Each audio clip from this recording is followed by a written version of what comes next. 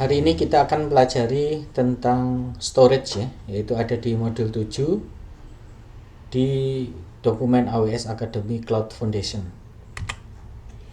Di modul ini kita akan membahas terkait storage ya. Ada beberapa bahasan. Yang pertama adalah tentang Amazon Elastic Block Store atau yang disebut sebagai Amazon EBS. Berikutnya kita akan pelajari tentang Amazon Simple Storage Service atau Amazon S3. Berikutnya ada Amazon Elastic File System atau Amazon EFS dan Amazon Simple Storage Service Glacier. Di modul ini juga nanti ada beberapa demo di modul aslinya, yaitu terkait dengan Amazon EBS Console, Amazon S3 Console, Amazon EFS Console, dan Amazon S3 Glacier Console. Untuk laboratoriumnya, untuk praktikumnya ada bekerja dengan Amazon EBS. Setelah mempelajari modul ini sampai selesai, maka diharapkan kita bisa mengenal perbedaan tipe dari storage yang ada di AWS. Kita bisa menjelaskan tentang Amazon S3, kita bisa mengidentifikasi fungsi-fungsi yang ada di Amazon S3, kemudian kita bisa menjelaskan tentang Amazon EBS, kemudian kita bisa mengidentifikasi fungsi-fungsi yang ada di dalam Amazon EBS, kemudian kita bisa melakukan fungsi yang ada di Amazon EBS, yaitu Amazon EBS digunakan sebagai sebuah solusi untuk storage bagi EC2. Berikutnya kita akan menjelaskan tentang Amazon EFS, kemudian mengidentifikasi fungsi-fungsi yang ada di dalam Amazon EFS. Berikutnya mempelajari tentang Amazon S3 Glacier dan mengidentifikasi fungsi-fungsi yang ada di Amazon S3 Glacier. Dan akhirnya kita bisa membedakannya. Apa itu EBS, apa itu S3, EFS, dan S3 Glacier, dan kapan kita menggunakan masing-masing storage tersebut. Kita ulang bahwa di AWS ada beberapa service utama ya, di antaranya service yang terkait dengan VPC, service yang terkait dengan EC2, service yang terkait dengan database, service yang terkait dengan IAM, Identity and Access Management, dan salah satunya adalah service yang terkait dengan storage. Di mana di sini kita bisa lihat storage dibagi menjadi 4, S3, EBS, EFS, dan S3 Glacier. Kita mulai pertama di section pertama ini dengan Amazon EBS ya, Elastic Block Store. Kita lihat simbolnya Amazon EBS ya. Pilihan yang ada di AWS Storage itu pilihannya adalah ada yang tipe block storage, ada yang tipe object storage. Apa bedanya? Kita lihat di kedua gambar ini. Bagaimana jika dalam file sebesar 1 GB ini kita ingin mengganti satu karakter saja. Jadi filenya besar sekali 1 GB, sementara kita hanya mengganti satu karakter saja yang mungkin 1 kilo gitu. Apa yang terjadi?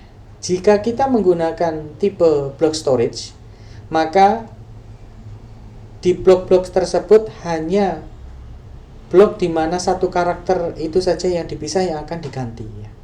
Hanya merubah satu blok ya, satu bagian dari file besar yang berisi karakter tersebut. Itu block storage. Namun jika kita menggunakan object storage, maka satu karakter yang berubah akan mempengaruhi keseluruhan dari objeknya. Sehingga ketika kita ingin menyimpan sebuah file dengan satu karakter yang telah diupdate, maka sama seperti kita mengupload file yang baru. Meskipun itu sampai 1 GB size-nya ya.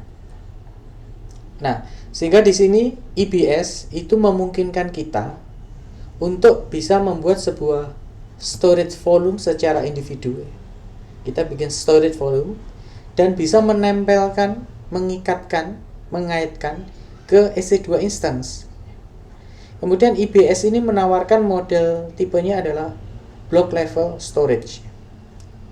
Volume yang ada di IBS itu secara otomatis bisa direplikasi dalam satu availability zone. Kemudian IBS juga bisa digunakan untuk backup ya.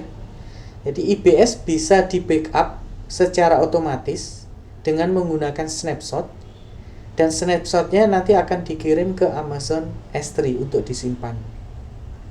IBS seringkali digunakan sebagai satu boot volume dan juga digunakan sebagai storage yang akan dikaitkan dengan Elastic Compute Cloud. IBS juga sering digunakan sebagai data storage untuk file system. Ada beberapa perbedaan dengan EFS nantinya, tapi bisa gitu, meskipun ada beberapa kekurangan. Kemudian IBS menjadi pilihan utama untuk database host ya, dan kemudian untuk enterprise application. Tipe-tipe IBS dibagi menjadi dua, ada tipenya solid state drive SSD, ada hard disk drive. SSD sendiri ada dua, ada general purpose, ada provisioned IOPS. Kita lihat perbandingannya di SSD ya. Maksimum volume size-nya sama 16 tera. Kemudian maksimum IOPS-nya untuk yang general sampai 16.000, sedangkan untuk provisional yaitu ada 64.000. Kemudian maksimal throughput-nya per volume adalah 250 dan 1000. Dari sini kita lihat perbandingannya. Lebih mahal yang mana? Tentu lebih mahal yang nilainya lebih besar ya, kecepatannya lebih besar. Sekarang kita bandingkan dengan HDD, hard disk drives. Dari sisi throughput-nya, maksimum volumenya sama 16 tera, tetapi maksimum IOPS-nya kecil ya. Yang di-optimize HDD hanya 500, sedangkan model cold hanya 250. Sedangkan maksimum throughput-nya juga begitu, kecil ya. Dari sini kita bisa lihat kalau misalkan dibandingkan dengan harganya. Kalau pertanyaannya misalkan penggunaan IBS dengan harga termurah, tentu yang throughput-nya paling kecil ya, dan IOPS-nya paling kecil, yaitu cold. Lalu apa kegunaan dari masing-masing tipe IBS ini? Kita bisa lihat, kita mulai dari solid state drives untuk yang general purpose. Untuk general purpose ini, maka ini yang paling banyak direkomendasikan untuk kebanyakan yang akan dikaitkan dengan EC2, kebanyakan ini. Kemudian digunakan untuk sistem boot volume, juga bisa digunakan untuk virtual desktop. Kemudian untuk koneksi dengan aplikasi, dia termasuk yang low latency ya. Jadi aplikasinya ditaruh di EC2, datanya ada di IBS ya, IBS yang SSD. Itu termasuk low latency ya. Biasanya digunakan untuk development dan test environment ya. Development aplikasi, kemudian tes aplikasinya. Berikutnya ada provision IOPS. Ini untuk kasus aplikasi yang tingkat tinggi ya. Di sini disebutkan adalah critical business application. Ketika masuk kriteria critical business application, maka harus ditunjang dengan storage-nya adalah SSD dan tipenya adalah provision ya. Terus kemudian digunakan untuk database yang besar ya. Karena performance dari database yang digunakan itu harus cukup besar, cukup cepat, maka pilihan terbaik adalah menggunakan IBS dengan tipe provision IOPS. Berikutnya ada HDD ya, yang lebih slow, lebih lamban ya. Digunakan untuk apa? Biasanya digunakan untuk streaming ya, streaming. Kemudian karena kita fokus kepada harga yang lebih murah. Kemudian juga bisa digunakan untuk big data, karena kita nggak terlalu tergesa-gesa ya. Kita gunakan big data untuk kita gunakan data warehouse, log processing, dan tidak bisa digunakan sebagai boot volume. Kenapa digunakan juga big data, data warehouse? Karena ini size-nya besar. Kalau size-nya besar, kita mungkin perlu yang harganya murah ya. Kemudian yang cold ini yang tidak sering diakses saja ya. Jadi data yang tidak sering diakses, skenario ini adalah dia yang paling murah, tidak bisa juga jadi boot volume. Jadi kalau pertanyaan misalkan EC2 membutuhkan sebuah storage yang digunakan untuk boot volume, maka jawabannya pasti untuk yang tipe general purpose. Yang di bawah ini IBS yang tidak bisa digunakan untuk boot volume, nah, ini sama ini.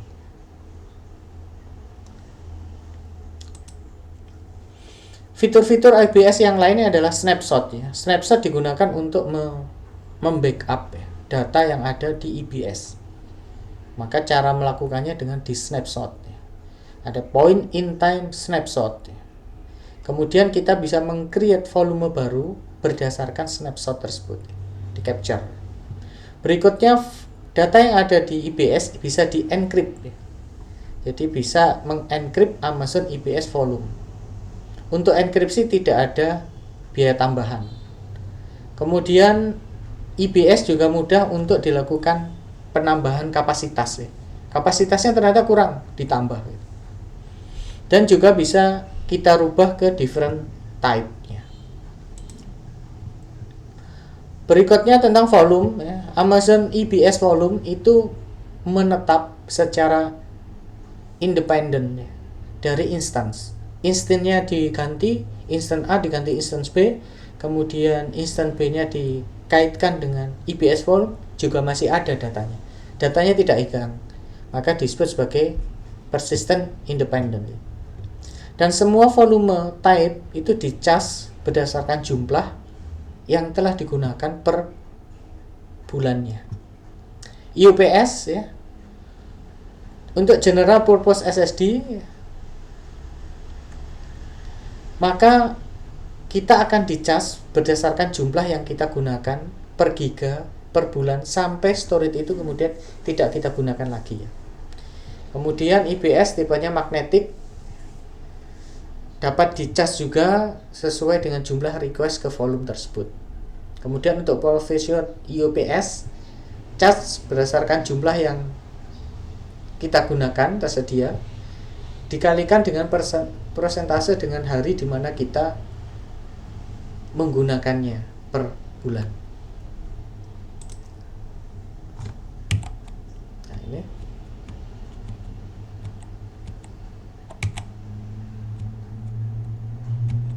Nah, berikutnya snapshot ya. Jadi snapshot ketika kita ingin membackup data yang ada di IBS, salah satu caranya adalah dengan snapshot. Kita snapshot IBS-nya, kemudian kita simpan di S3, yang kemudian itu akan menimbulkan pembiayaan karena kita simpan di S3, pembayarannya per giga per month. Berikutnya tentang data transfer. Untuk data yang masuk ke IBS free.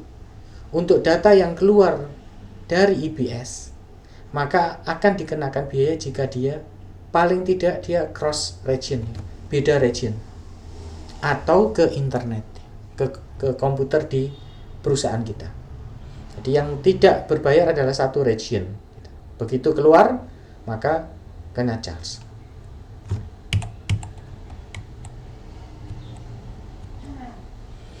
Jadi section 1 yang sudah kita pelajari yaitu IBS.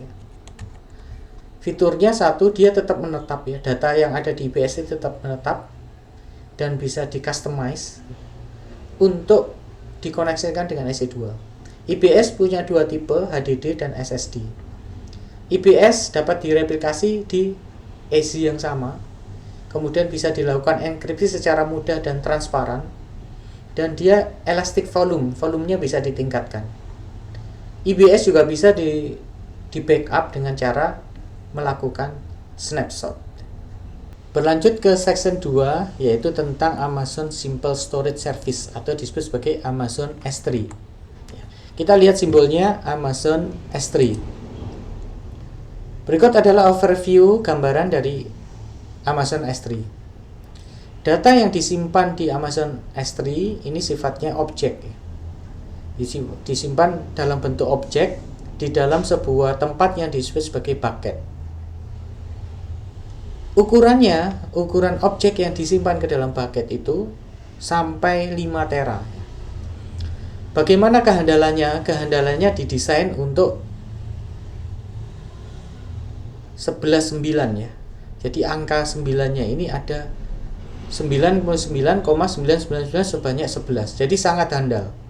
Jadi tidak mungkin hilang gitu ya. Kemungkinan hilangnya itu tadi dikurangi 0,000001 gitu. Kemudian kita bisa secara bertahap memberikan akses ke paket dan objek untuk bisa diakses oleh orang luar. Di S3 Amazon sendiri itu dibagi menjadi beberapa kelas ya. Jadi Amazon S3 itu tidak hanya satu, tapi dia menawarkan level kelasnya yang tergantung dengan kebutuhan kita. Yang pertama adalah namanya Amazon S3 Standard. Berikutnya ada Amazon S3 Intelligent Tiering. Kemudian Amazon S3 Standard Infrequent Access. Kemudian Amazon S3 One Zone Infrequent Access. Berikutnya adalah Amazon S3 Glacier dan Amazon S3 Glacier Deep Archive. Amazon S3 Bucket URL-nya ada dua style. Jadi misalkan ini Amazon S3 kita punya bucket name ya.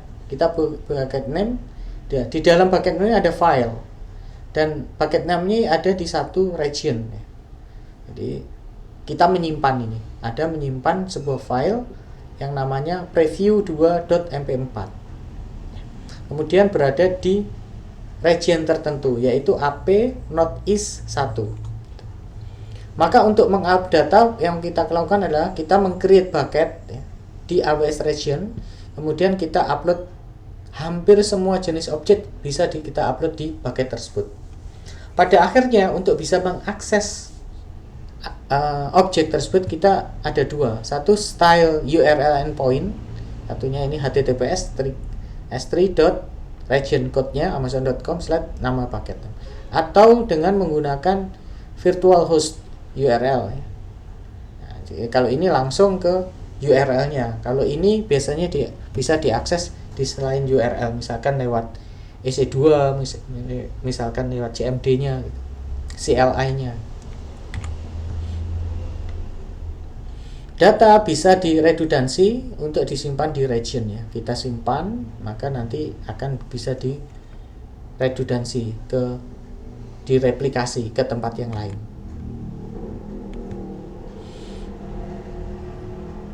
S3 juga didesain untuk seamless scaling ya. Jadi bucket name orang mengakses, maka ini bisa di scale. Bagaimana cara mengakses data? Caranya, satu bisa menggunakan management console, dua menggunakan CLI command line interface atau menggunakan SDK. Penggunaan umum S3 itu digunakan untuk apa sih? Pertama, untuk menyimpan aset yang sifatnya statis ya. Jadi sifatnya statis, kita simpan data gambar, foto, video, lagu dan lain sebagainya sifatnya statis sebagai aset kita simpan di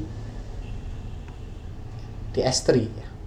Kemudian S3 juga bisa digunakan sebagai static web hosting, bisa digunakan sebagai backup dan sarana disaster recovery, bisa digunakan untuk staging area kebutuhan big data ya. Berikut adalah contoh skenario yang umum digunakan yang berkaitan dengan S3. Misalkan yang pertama CCTV ya. CCTV kemudian filenya bisa disimpan di storage Amazon. Yang paling tepat adalah di S3 bucket. Bucketnya mana? Atau aplikasi ingin menyimpan datanya, data foto, tulisan dan lain sebagainya. Kemudian bisa dikonekkan ke Amazon. Atau misalkan EC2 juga bisa mengakses data, menyimpan data ke S3 dan mengambil data dari S3. Nah, modelnya itu seperti data center ya, tempat menyimpan data. Bagaimana pembiayaannya?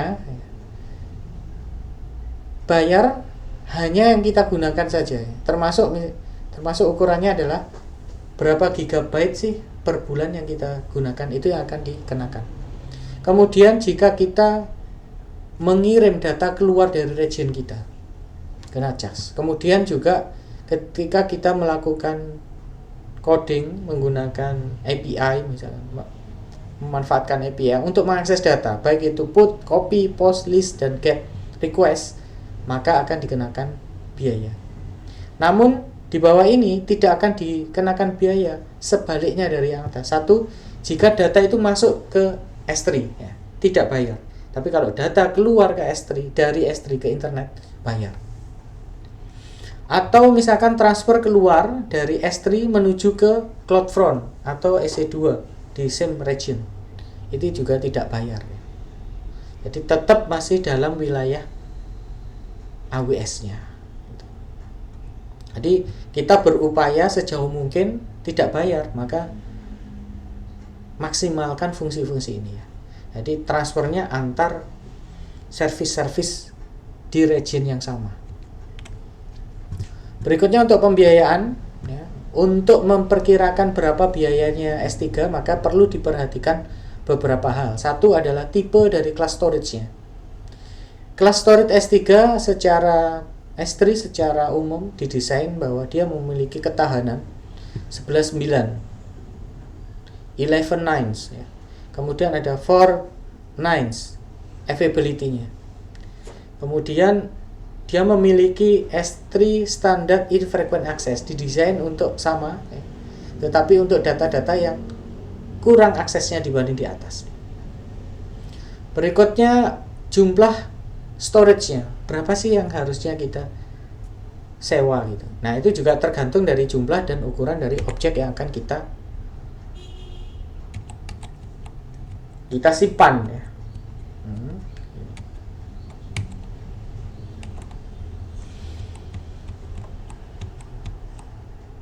Nah, berikutnya adalah request ya. Tadi sudah disebutkan berapa jumlah requestnya, baik get, put, copy. Kemudian tipe request. Ada perbedaan rates untuk get request dengan request yang lainnya, put dan lain sebagainya. Harga didasarkan jumlah dari data yang ditransferkan keluar dari Amazon S3 region. Sedangkan data jika masuk maka dia free. Tapi bisa jadi ada pembiayaan jika datanya keluar gitu. Jadi di section 2 ini kita sudah mempelajari tentang S3, yaitu Amazon S3 adalah sebuah service cloud storage yang terkelola secara total. Kemudian kita bisa menyimpan secara virtual unlimited number dari objek. Kita bayar hanya ketika kita menggunakannya. Kemudian kita juga bisa mengakses Amazon S3 kapanpun, dari manapun menggunakan URL. Berikutnya Amazon S3 juga menawarkan kontrol keamanan. Berikutnya di section 3 kita mempelajari tentang Amazon Elastic File System atau Amazon EFS. Berikut adalah simbol dari Amazon Elastic File System atau EFS, di mana simbolnya adalah sebuah folder di awan, kemudian bisa berinteraksi dengan beberapa, ini ada 4 ini menandakan beberapa server gitu. Fitur-fitur yang dimiliki oleh Amazon EFS, satu, merupakan file storage di lingkungan AWS Cloud. Kemudian EFS sangat cocok untuk jenis case seperti big data and analytic, kemudian untuk media processing workflow, kemudian untuk content management, untuk web serving, dan untuk home directory. Kemudian ada petabyte scale, kemudian ada low latency file system. Kemudian EFS merupakan shared storage, kemudian merupakan elastic capacity, kapasitasnya elastis, kemudian mensupport NFS, Network File System version 4.0 dan 4.1 atau NFS versi 4 ini. Kompatibel dengan semua AMI based on Linux untuk Amazon EC2-nya. Nah, kita lihat arsitektur EFS. Ini ada EFS, kemudian dia bisa terkonek dalam sebuah VPC dan ke server di EZA, EZB, EZC dengan menggunakan network interface ya. Ada network interface-nya. Nah, setiap yang ada network interface-nya kemudian melakukan mounting terhadap target di EFS. Jadi setelah itu dia akan bisa membaca file ini ya. Jadi mount ini dia harus memounting ya. Secara default awalnya tidak bisa terkoneksi, tapi harus dilakukan mounting terhadap EFS-nya di masing-masing sistemnya. Implementasi EFS adalah satu, kita bisa create EC2 resource ya. Kemudian launching EC2 tersebut. Berikutnya kita buat EFS, kemudian kita create mount targetnya di subnet yang bersesuaian. Kemudian kita connect-kan Amazon EC2 ke mount target. Nah, jadi kita mountingkan ke targetnya yaitu EFS. Kemudian verifikasi resource dan proteksi AWS kita. Amazon EFS Resource File System ya. Kemudian yang perlu di tag ya, mount targetnya satu, ada subnet ID-nya, kemudian security group, kemudian satu atau lebih file sistemnya, membuat VPC subnet, one per availability zone, harus ada di VPC yang sama. Kemudian dikasih teks untuk memudahkan yang berupa pasangan key dan value. Jadi yang terkait dengan EFS, satu adalah Amazon EFS menyediakan sebuah file storage ya, over a network. Jadi ketika ada pertanyaan dan kata kuncinya adalah file storage, maka jawabannya adalah EFS gitu. EFS sangat sesuai untuk kasus big data dan analitik, kemudian untuk media processing workflow, untuk content management, untuk web surfing, dan home directory. Kemudian merupakan termasuk service yang fully managed oleh AWS, sehingga mengurangi tugas-tugas administrasi kita gitu, untuk mengelolanya. Kemudian EFS bisa diakses dari konsol, dari API, atau dari CLI.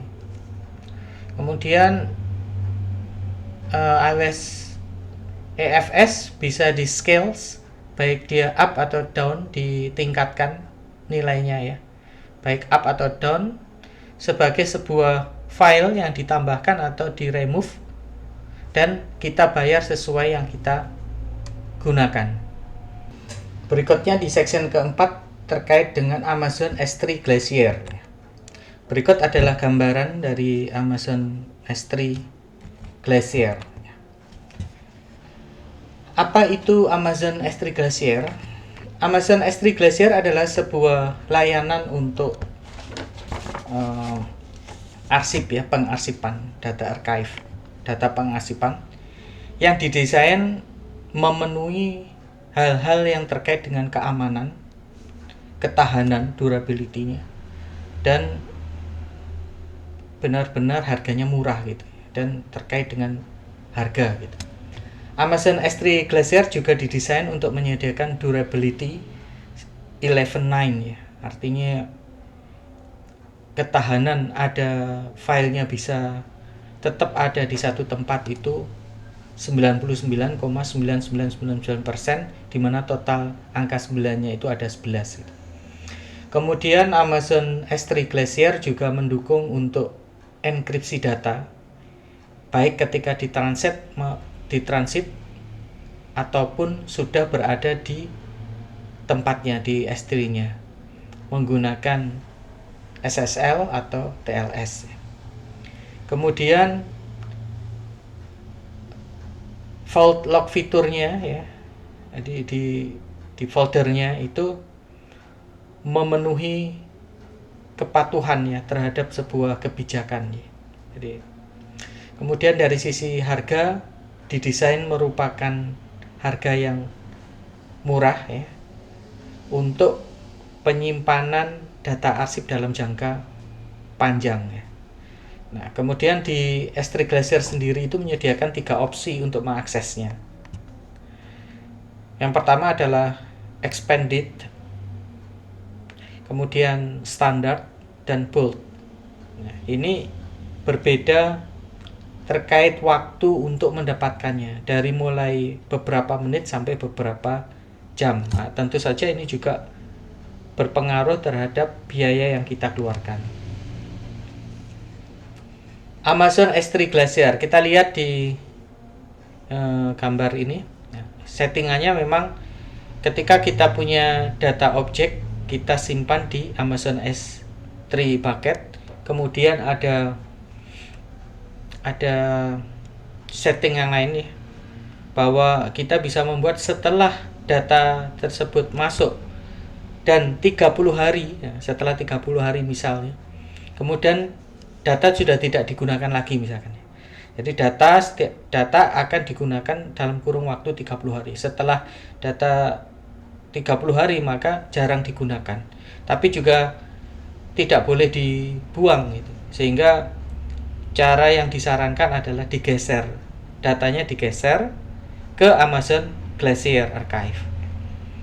Kemudian baru misalkan setelah 5 tahun di delete. Karena kalau data itu dibiarkan tentu akan menumpuk ya. Menumpuk terus dan menimbulkan pembiayaan.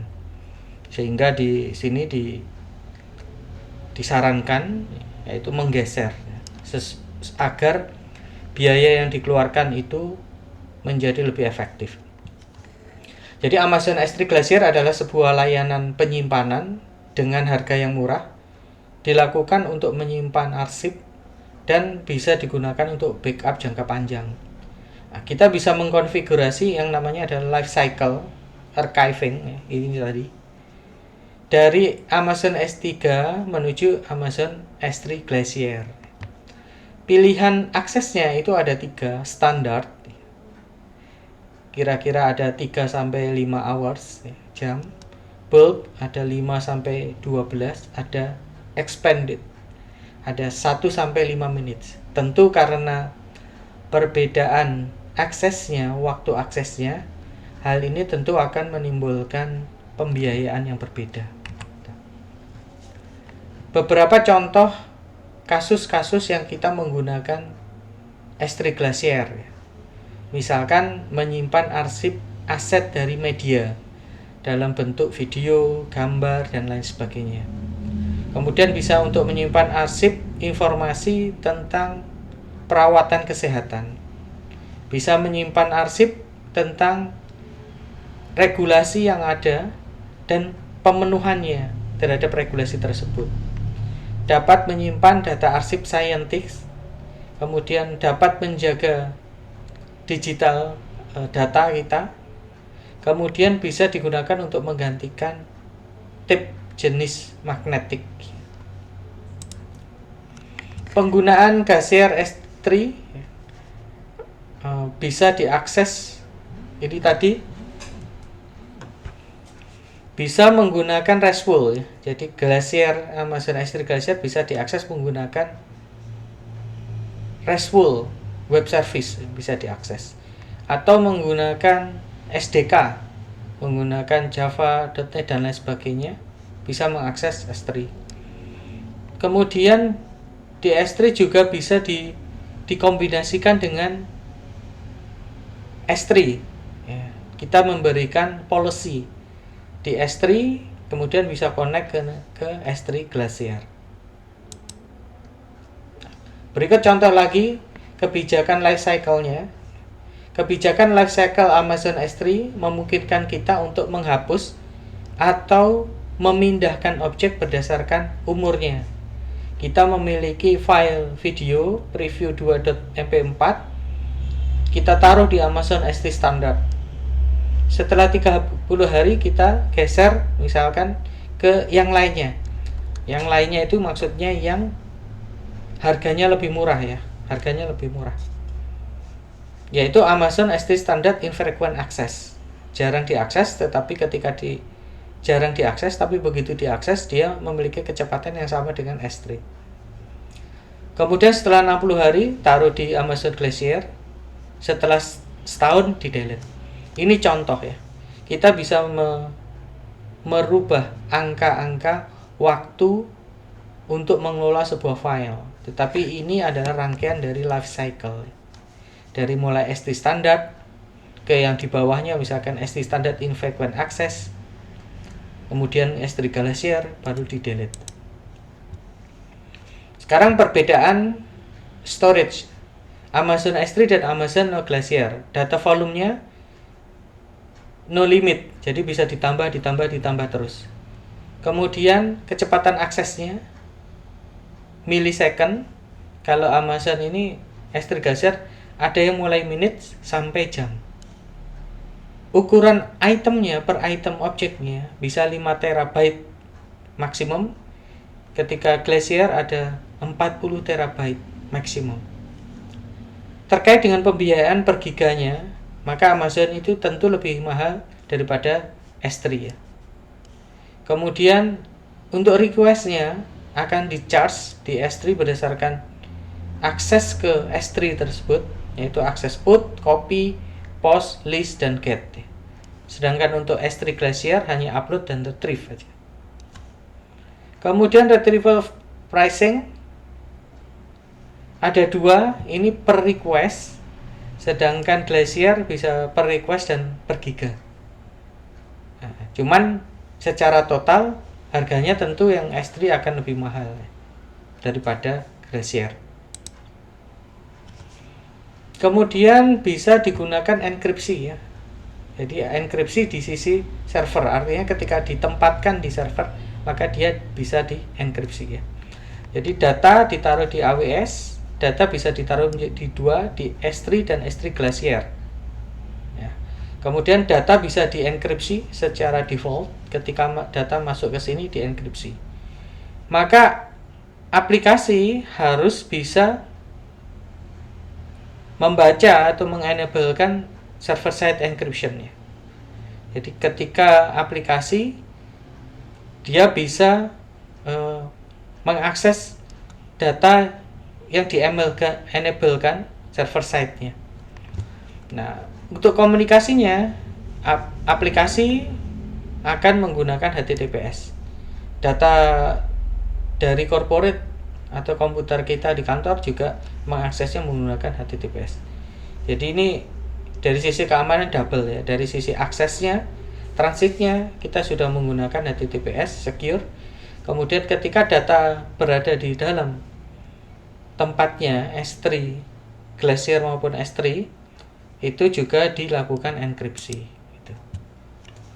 Bagaimana security dengan Amazon Glacier? Selain itu ada juga dikontrol. Kita bisa mengontrol kasus untuk akses ke S3-nya. Kemudian Amazon Glacier juga bisa mengenkripsi datanya dengan AES-256. Kemudian S3 Glacier juga bisa mengelola key untuk kita. Jadi lengkap sudah bahwa S3 Glacier ini juga dilengkapi dengan fitur keamanan. Baik, di sesi 4 ini kita sudah mempelajari tentang S3 Glacier. Adalah sebuah layanan untuk menyimpan data arsip yang didesain lengkap dengan hal keamanannya, durability-nya, dan juga dengan pembiayaan yang lebih murah.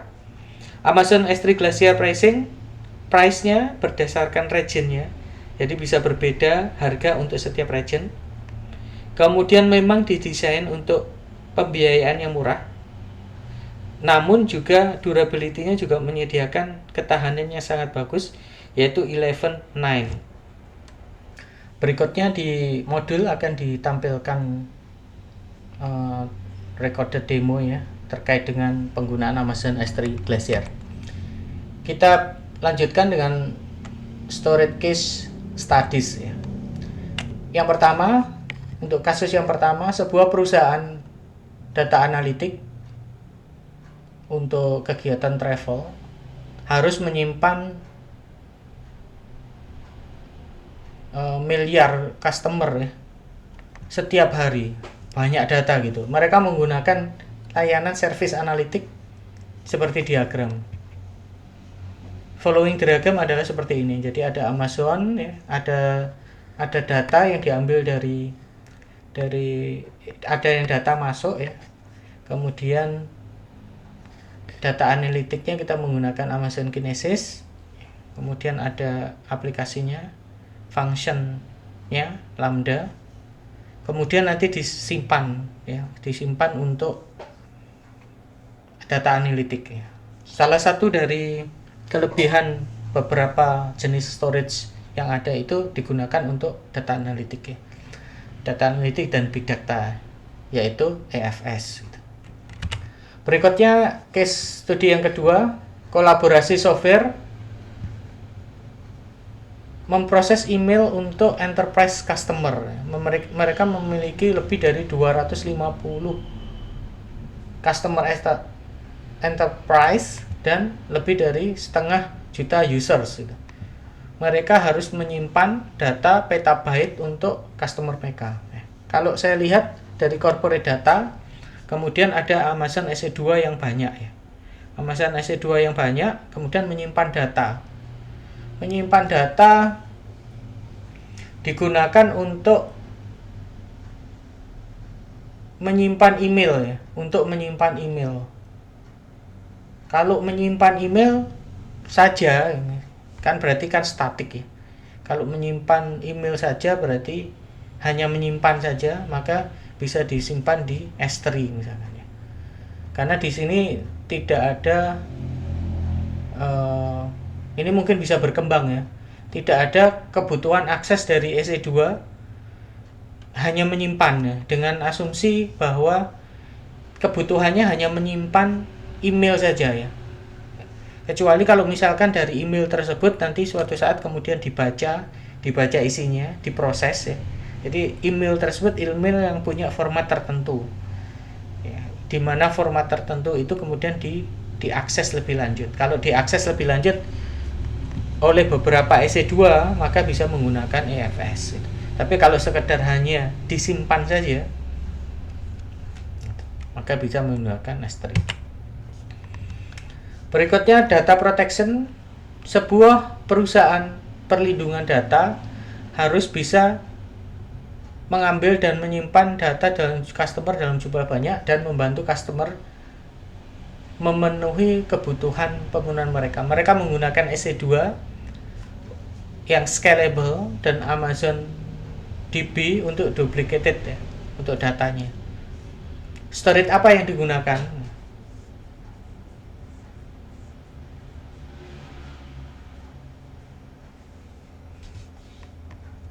Nah, kalau misalkan ada EC2 scalable dan mengakses, ini juga asumsi ya. Jadi kalau misalkan data ditaruh di file kemudian diakses oleh beberapa EC2, misalkan ini dianggap dengan ada banyak EC2 dan bisa mengakses file yang sama, maka kita bisa menggunakan EFS. Itu terakhir untuk model untuk kesimpulannya, bahwa di model ini kita sudah mempelajari satu, mengidentifikasi atau mengetahui tipe-tipe dari storage yang ada di AWS. Kemudian kita menjelaskan tentang S3, mengidentifikasi fungsi-fungsi yang ada di Amazon S3. Berikutnya kita sudah mempelajari tentang EBS, ya. Kemudian mengidentifikasi fungsi di Amazon EBS. Kemudian melakukan beberapa fungsi di EBS ya, terkait dengan EC2. Jadi kita membuat EC2 kemudian storage-nya menggunakan EBS. Berikutnya menjelaskan tentang EFS dan fungsi yang ada di EFS-nya. Untuk apa fungsi dari EFS? Yang terakhir kita belajar tentang S3 Glacier, ya, mengidentifikasi fungsi dari S3 Glacier itu kapan ketika digunakan, dan akhirnya kita bisa membedakan ya. Diharapkan kita bisa membedakan kapan kita menggunakan EBS, kapan kita menggunakan S3, kapan menggunakan EFS dan Amazon S3 Glacier. Untuk EFS, salah satu ciri yang terbesar adalah dia bisa diakses beberapa EC2. EBS hanya bisa diakses satu isi 2. Amazon S3 digunakan untuk menyimpan data yang sifatnya objek. Amazon S3 Glacier digunakan untuk menyimpan data objek dengan pilihan pembiayaan yang paling murah. Berikutnya adalah sebuah perusahaan ingin menyimpan data di mana dia tidak selalu sering diakses. Mana yang terbaik dan biaya paling murah bisa dipertimbangkan gitu. Kita lihat saja.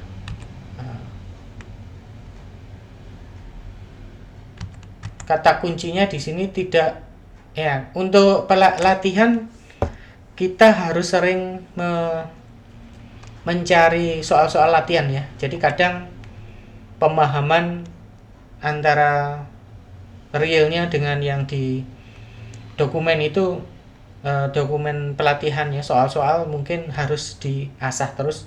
Kita bisa melihat tipe-tipe model seperti ini, kita bisa mendapat kuncinya ya. Kalau misalkan jawabannya adalah service Glacier, jadi kita fokusnya adalah cost efektifnya ini berarti ya. Karena cost efektif artinya sama dengan paling murah gitu. Ya, paling murah. Tapi sebenarnya kalau not frequent itu kan di S3 juga ada not frequently access ya. Nah, jadi kadang membingungkan antara S3 sama S3 Glacier, tetapi dengan munculnya cost efektif maka itu lebih condong ke Glaciernya. Untuk sumber-sumber yang lainnya sebagai tambahan pembelajaran kita bisa lihat di bagian akhir ini. Kalau banyak waktu silahkan untuk dipelajari lebih lanjut. Dan terima kasih.